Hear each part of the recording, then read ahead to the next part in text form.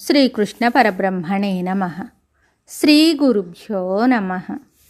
శ్రీమద్భాగవత సంగ్రహము, సప్తమ స్కందము, ప్రహ్లాద చరిత్రము. సప్తమ స్కంధానికి జంఝాల పాపయ్య శాస్త్రి గారి ప్రవేశిక నుండి ఇవ్వటం జరిగింది. ప్రహ్లాదుడు భక్తాగ్రేసరుల్లో ప్రప్రథముడు. అందుకే ప్రహ్లాద నారద పరాశర పుండరీక వ్యాసాంబరీష సుఖ శౌనిక భీష్మదాల్భ్యాన్ అని అన్నారు. ప్రహ్లాదుని పేరు వచ్చేసరికి పరవశించిపోతారు పోతన గారు. అతని గుణగణాలను వర్ణిస్తూ పోతన గారు వాడిన సుమధుర లలిత పదాలు ఇవి. ప్రహ్లాదుడు లలిత మర్యాదుడు, సుగుణాల వాలుడు, సమస్త సభ్యనుత శీలుడు, అంబుజోదర దివ్య పాదారవింద చింతనామృతపాన విశేష మత్త చిత్తుడు, బుధజన విధేయుడు, మహాభాగధేయుడు, సుగుణమణిగణ గరిష్ఠుడు, పరమ భాగవత శ్రేష్ఠుడు, కర్మబంధ లతాల విత్రుడు, పవిత్రుడు, ప్రభావశాలుడు, హరిపాద పయోరుహ చింతన క్రియాలోలుడు, శాంతగుణ ప్రధానుడు, అతి శుద్ధాంచిత జ్ఞానుడు, అజ్ఞానారణ్య కృశానుడు, అంజలీపుటీ సంభ్రాజమానుడు, భయ విరహితుడు, బ్రహ్మజ్ఞాన సహితుడు, పులకిత దేహుడు, సంతోష భాష్ప సలిల ధారాసమూహుడు, ప్రేమాతిశయ గద్గద భాషణుడు, వినయ వివేక భూషణుడు, ఏకాగ్రచిత్తుడు, భక్తిపరాయత్తుడు. ఓం నమో నారాయణాయ. యుధిష్ఠిరునితో నారద మహర్షి ఇలా చెప్తున్నాడు. హిరణ్యకశిపునకు 4 కుమారులున్నారు. వారిలో ప్రథముడు ప్రహ్లాదుడు. అతడు హరిభక్తుడు, పరమ భాగవతుడు, నారాయణ తత్వాన్ని ఎరిగినవాడు. ఇంకా ఎలాంటి వాడంటే, ఓ ధర్మరాజా, ప్రహ్లాదుడు సమస్త ప్రాణులు తన వంటివేనని వాటి యందు సమహితత్వము కలిగి ఉండేవాడు. పెద్దలు ఎదురైతే సేవకుని వలె వినయంతో నమస్కరించే వినమ్రశీలి. ఇతర స్త్రీలు కనిపిస్తే మాతృభావంతో పక్కకు తొలగిపోయే శీలవంతుడు. దీనులను తల్లిదండ్రుల వలె ధర్మవత్సలతతో ఆదరించే దయాద్ర హృదయుడు. స్నేహితులను సోదరుల వలె భావించే సహృదయుడు. గురువులను దైవ సమానులుగా గౌరవించే ఆదర్శ శిష్యుడు. హాస్యానికైనా సత్యమాడని సత్యసంధుడు. అతడు చక్రవర్తి తనయుడు, సుందర రూపుడు అయినప్పటికీ కొంచెమైనా గర్వము లేనివాడు. విషయభోగాల మధ్య పెరిగిన వాటిని పట్టించుకొనని ధీరుడు. కామము, క్రోధము, లోభము, మోహము ఏమీ లేనివాడు. దైత్యతనయుడైన అతనికి ఎల్లవేళలా శ్రీహరి చింతనే తప్ప అన్యతలంపే ఉండదు. సద్గుణాలన్నీ వచ్చి అతనిని అంటిపెట్టుకుని ఉంటాయి. అతనిని దేవతలు కూడా తమ తమ సమావేశాలలో మెచ్చుకుంటూ ఉత్తమునకు ఒక చక్కటి ఉదాహరణగా పేర్కొంటారు. అతని గుణగణాలను వర్ణించటానికి ఆదిశేషువునకు కానీ, బృహస్పతికి కానీ, కడకు బ్రహ్మదేవునికి కానీ సాధ్యపడదు. ప్రహ్లాదుడు నిత్యము ఇతర కార్యకలాపాల్లో పాల్గొనకుండా శ్రీహరినే చిత్తమందు తలుచుకుంటూ ఉండటం చేత పైకి జడుని వలె కనిపించేవాడు. ఓ ధర్మరాజా, ఆ ప్రహ్లాదుడు ఆహార పానీయాలు తీసుకునేటప్పుడు, మాట్లాడేటప్పుడు, వినోదించేటప్పుడు, తిరుగాడుతున్నప్పుడు, పని చేస్తున్నప్పుడు, నిద్రిస్తున్నప్పుడు కూడా ఆ శ్రీమన్నారాయణ పాదపద్మ స్మరణామృతాన్ని ఆస్వాదించటంలోనే నిమగ్నుడై ఈ లోకాన్ని మర్చిపోయేవాడు. అంతేకాదు, ప్రహ్లాదుడు ఒక్కోసారి హరిస్మరణానందములో మైమరిచి ఒక్కడు కూర్చుని ఏడ్చేవాడు. నిరంతర హరిచింతనతో నిండిన మనస్సుతో గొంతెత్తి గానం చేసేవాడు. అంతా విష్ణుమయమే గాని వేరేమీ లేదని గట్టిగా నొక్కి వక్కాణిస్తూ నవ్వేవాడు. కమలాక్షుడనే పెన్నిధిని నేను కనుగొన్నాను అంటూ పొంగిపోతూ గంతులు వేసేవాడు. కేశవ, మాధవ, మధుసూదన, పరమేశ్వర అంటూ భక్తి పారవస్యంలో కేకలు పెడుతూ ఆనంద బాష్పాలు కురిపిస్తూ మైమరిచేవాడు. ఒక్కోసారి అర్ధనిమిలిత నేత్రుడై ఎక్కడున్నాడో తెలియని వాని వలె కూర్చుంటూ ఉండేవాడు. అతని తనువంతా విష్ణుమయమే. అతని పూర్వజన్మలలో మహాభాగవతులతో మంచి స్నేహం ఉండేది. అందుచేత ఈ జన్మలో అసుర గృహంలో జన్మించిన దుష్టుల మధ్య పెరుగుతున్న అతని హరిభక్తి సడలలేదు. అతడు బంధాల్లో చిక్కుకొనలేదు. అటువంటి పుణ్యాత్ముడైన పుత్రుని కఠినాత్ముడైన తండ్రి అనేకమైన హింసలకు గురిచేసి చంపించ ప్రయత్నించేవాడు. తన పుత్రుడు తన వలె రజోగుణంతో చురుకుగా ఉరకలు వేస్తూ ఉండకుండా స్తబ్దుడుగా అన్యమనస్కంగా తనలోనే తాను మురిసిపోతూ ఉండడం రాక్షస చక్రవర్తికి విడ్డూరం అనిపించింది. విద్యాభ్యాసంలో నియోగిస్తే చురుకుదనం వచ్చి చక్కబడగలడని భావించి శుక్రాచార్యుని పుత్రులైన చండు, అమర్కుడు అనే గురువుల వద్దకు బాలుని పంపించాడు ఆ తండ్రి. ప్రహ్లాదుడు విష్ణువునందే మనస్సు నిలిపి గురువులు చెప్పిన విద్యలన్నింటినీ అవలీలగా నేర్చుకుని ఒప్పజెప్పేవాడు. కొన్నాళ్ళు తర్వాత బాలుడు ఎంతవరకు బాగుపడ్డాడో తెలుసుకొనగోరి దానవరాజు ప్రహ్లాదుని గురువులను రప్పించి పుత్రుని తన ఒడిలో కూర్చుండబెట్టుకుని ప్రేమతో ఇలా అడిగాడు. కుమారా, నీవు గురువుల వద్ద చాలా విషయాలు నేర్చుకుని ఉంటావు. నీకు వచ్చిన విషయం గురించి ఏమైనా చెప్పు అని అడిగిన తండ్రితో ప్రహ్లాదుడు ఇలా చెప్పాడు. తండ్రి, నాకు నచ్చిన విషయం ఒక్కటే. అది నిరంతర నారాయణ చరణస్మరణము. ప్రజలు అనేక బాధలకు గురి అవ్వడం మనం చూస్తున్నాం. దానికి కారణం నిస్సారమైన గృహ సంసారాది విషయాలయందు నేను నాది అనే భావనల్లో చిక్కుకుని శాశ్వతమైన విష్ణుపాదాలను విస్మరించటమే అని నా ఉద్దేశం అని చెప్పిన పసివాని మాటలు విని ముసిముసి నవ్వులు నవ్వుతూ తండ్రి ఇలా అన్నాడు. నాయనా, విష్ణువు మన దానవ జాతికే శత్రువు. మనము హరిని, హరిభక్తుల్ని బాధించి వారికి భంగపాటు కలిగించాలి కానీ భజింపరాదు. విష్ణువు మీద అభిమానం నీకే పుట్టిందా, లేక మన శత్రువులే నీ మనస్సునకు ఎక్కించారా, లేక స్వామి ద్రోహం తలపెట్టి నీ గురువులే నిన్ను ఈ వక్ర మార్గం పట్టించారా? చెప్పు తండ్రి అని లాలించి అడిగాడు. తనకెవ్వరూ ఏమీ నేర్పలేదన్నట్లు తల ఊపుతూ ప్రహ్లాదుడు గురువుల వంక చూస్తూ ఇలా అన్నాడు. గురువర్య, ఆ పరమాత్మను బ్రహ్మదేవుని వంటి వేదమూర్తులే తెలుసుకొనలేరు కదా. మరి ఎంత పాండిత్యమున్నా ఇతరులకు సాధ్యపడుతుందా? హరిభక్తి ఒకరు చెబితే వస్తుందా? దైవానుగ్రహం చేత ఇనుము అయస్కాంతం వైపు ఆకర్షింపబడినట్లు నా మనస్సు ఆ మహావిష్ణు పాదాలచే ఆకర్షింపబడింది. మరి దేనియందు నా మనస్సు లగ్నమవటం లేదు. గురు మహాశయ, మందార పుష్పాల మకరంద మాధుర్యములో మునిగి తేలే తుమ్మెద ఉమ్మెత్త పూల వైపుకి పోతుందా? నిర్మల సరోవరపు అలలపై తేలియాడే రాజహంస సముద్ర కెరటాల వైపుకు పోతుందా? లేలేత మామిడి చిగుళ్లను ఆరగించి మైమరిచే కోయిల అడవి వృక్షాల చెంతకు చేరుతుందా? పూర్ణచంద్రుని పండు వెన్నెలలో పరవశించే చకోర పక్షి దట్టమైన పొగమంచు వైపునకు మళ్ళుతుందా?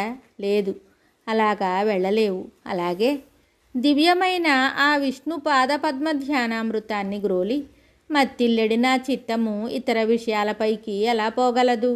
అది అసంభవం. కనుక ఉత్తమ గుణశీలుడవైన ఓ గురుదేవా, ఇన్ని మాటలెందుకు అని నా బాలుని మాటలకు ఆశ్చర్యపోయి ప్రభుభృత్యుడైన గురువు ఇలా అన్నాడు. బాలక, 5 ఏళ్ల వాడివి, ఇంత కూడా లేవు. మేము నేర్పిన అనేకమైన విద్యలలో ఏదీ రాజుగారికి చెప్పకుండా శత్రు ప్రశంస చేస్తూ మాకు తలవంపులు తెస్తున్నావు. మీ వంశానికి అపకీర్తి తెస్తున్నావు. వీడు మహారాజునకు పుత్రుడు కాడు, శత్రువు. గంధపు తోటలో పుట్టిన ముళ్ళ మొక్క.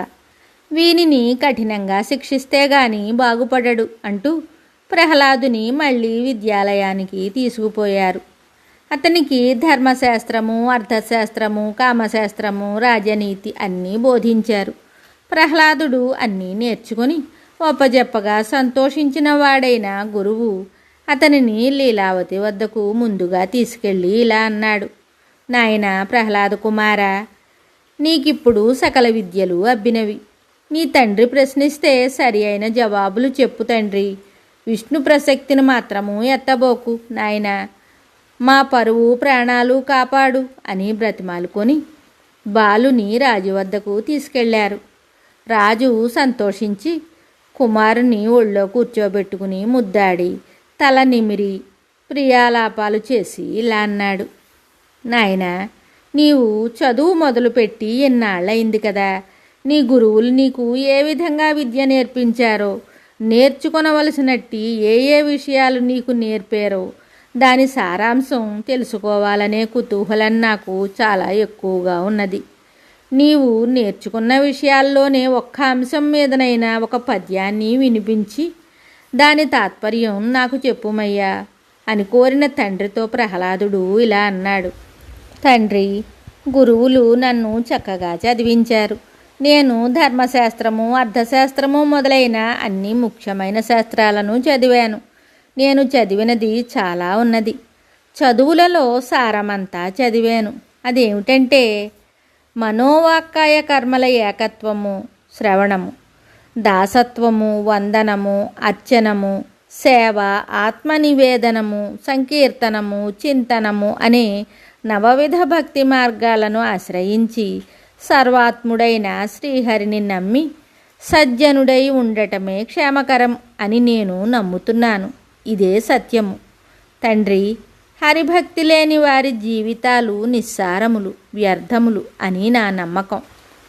కమలాక్షు నర్చించు కరములు కరములు, శ్రీనాథు వర్ణించు జిహ్వ జిహ్వ, సురరక్షకుని జూచు చూడ్కులు చూడ్కులు, శేషసాయికి మ్రొక్కు శిరము శిరము, విష్ణునాకర్ణించు వీనులు వీనులు, మధువైరిదబిలిన మనము మనము, భగవంతు వలగొను పదములు పదములు, పురుషోత్తముని మీది బుద్ధి బుద్ధి, దేవదేవుని చింతించు దినము దినము, చక్రహస్తుని ప్రకటించు చదువు చదువు, కుంభినీదవు చెప్పడి గురుడు గురుడు, తండ్రి హరిజేరుమనియడి తండ్రి తండ్రి. తండ్రి, శ్రీహరిని పూజించే చేతులే చేతులు, శ్రీనాథుని వర్ణించే నాలుకే నాలుక, శ్రీపతిని చూసే చూపులే చూపులు, శేషసాయికి మ్రొక్కెడి శిరస్సే శిరస్సు, విష్ణు కథలను వినిడి చెవులే చెవులు, మధుసూదనుని తలంచడి మనస్సే మనస్సు, భగవంతునికి ప్రదక్షిణలు చేయు పాదాలే పాదాలు, పురుషోత్తముని యందు నిలిచడి బుద్ధియే బుద్ధి, దేవదేవుని గురించి ఆలోచించడి దినమే దినము, చక్రధారిని గురించి తెలియజేయు చదువే చదువు, గోవిందుని గురించి బోధించు గురువే గురువు, హరినే చేరాలి అని చెప్పడి తండ్రియే తండ్రి. కంజాక్షునకు గాని కాయంబు కాయమే, పవన గుంభిత చర్మ భస్త్రిగాక, వైకుంఠు బొగడని వక్త్రంబు వక్త్రమే, ఢమఢమధ్వనితోడి ఢక్కగాక, హరిపూజనములేని హస్తంబు హస్తమే, తరుశాఖ నిర్మిత దర్వికాక, కమలేసు చూడని కన్నులు కన్నులే, తను కుడ్యజాల రంధ్రములుగాక, చక్రి చింతలేని జన్మంబు జన్మమే, తరళ సలిల బుద్బుదంబుగాక, విష్ణు భక్తి లేని విభుదుండు విభుదుడే, పాదయుగముతోడి పశువుగాక. శ్రీహరిని సేవించని శరీరము కేవలము గాలితో నిండిన కొలిమితిత్తి గాని శరీరం అవుతుందా? వైకుంఠుని స్తుతించని నోరు కేవలం ఢమఢమధ్వని చేసే ఢక్కగాని నోరు అవుతుందా? హరిపూజ చెయ్యని చెయ్యి కేవలం కర్రతో చేయబడిన తెడ్డుగాని చెయ్యి అవుతుందా? కమలేశుని చూడని కన్నులు కేవలం శరీరం అనే గోడలోనున్న రంధ్రాలు గాని కన్నులు అవుతాయా? చక్రధారిని గురించి ఆలోచించని జన్మ క్షణికమైన నీటి బుడగ గాని జన్మ కాదు. విష్ణు భక్తి లేని పండితుడు కేవలం 2 కాళ్ళ పశువే గాని పండితుడు కాడు. ఇంకా చెప్పాలంటే, ఓ దానవేంద్ర, సంసారమనే కారుమేఘ సమూహాలు చక్రధరుని సేవలు అనే పెనుగాలులు వీచకుండా తొలగిపోవు. తాపత్రయాలు అనబడే దావాగ్నులు విష్ణు సేవామృత వర్షధారలు కురియకుండా చల్లారవు. అంతటా నిండి ఉన్న పాపాలు అనబడే జలరాశులు హరిచింతనము అనే బడబాగ్ని లేనిదే ఇంకిపోవు. ఘోర విపత్తులనే గాఢాంధకారాలు కేశవుని కీర్తనలనబడే సూర్యకిరణాలు లేనిదే తొలగిపోవు. నిరుపమానమైన పునర్జన్మలేని నిష్కళంకమైన ముక్తినిధిని కనుగొనటానికి విష్ణు చింతనం అనే అంజనం లేకుండా ఆ బ్రహ్మదేవునికైనా సాధ్యపడదు.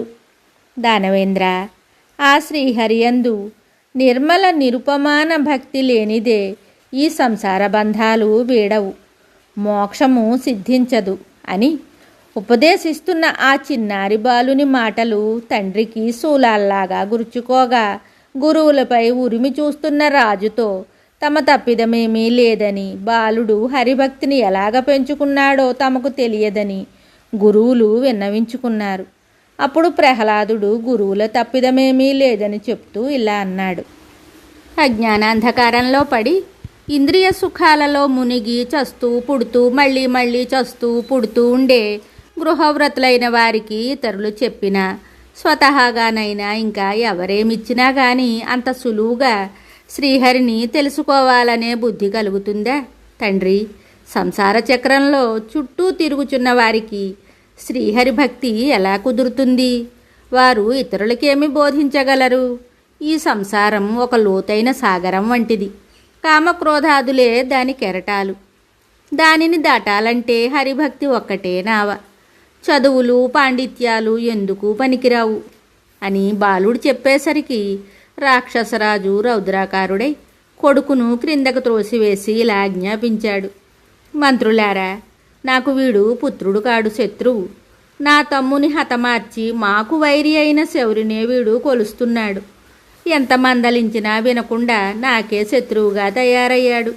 వీనిని తీసుకుపోయి వధించండి, దయతలచవద్దు అనేసరికి రాక్షసులు ఆ బాలుని చుట్టుముట్టి నానా విధాలా హింసించసాగారు. కానీ చిత్రమేమో గాని శూలాలతో పొడిచిన రక్తం చెందలేదు, చర్మము నలగలేదు.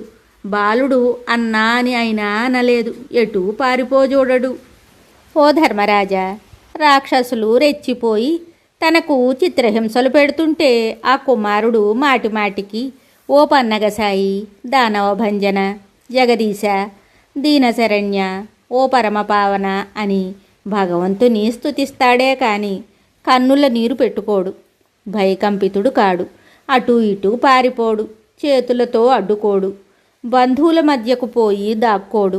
ఇది చాలా ఘోరం అని తండ్రిపై నిరసన చూపడు. మిత్రులను సహాయానికి పిలవడు. తల్లి ఇతర పరివారం వారు నివసించే సువర్ణ అంతఃపురంలోకి పోయి దాక్కోడు. నన్ను కాపాడండి అని అడగడు. బాధపడడు. ఎవరిపైన మనసు కష్టపెట్టుకోడు. ఎవ్వరిని దూషించడు, ద్వేషించడు. మనస్సు మాధవుని యందు నిలిపి తన్మయుడై ఆనందించేవాడే కానీ ఆర్తనాదం చెయ్యడు. మిగతా కథ తరువాయి భాగంలో తెలుసుకుందాము. శుభం.